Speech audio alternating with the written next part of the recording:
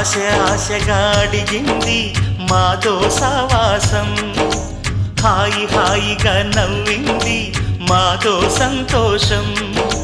మధురమైన మమకారం మా ఇంటి పేరు అంటే, మనసు మీటు అనురాగం మా మాట తీరు అంటే, బతుకంటే ఎంత బాగుంటుందా అనుకోదా లోకం, ఇటువంటి వింత తను చూసిందా అనుకోదా స్వర్గం.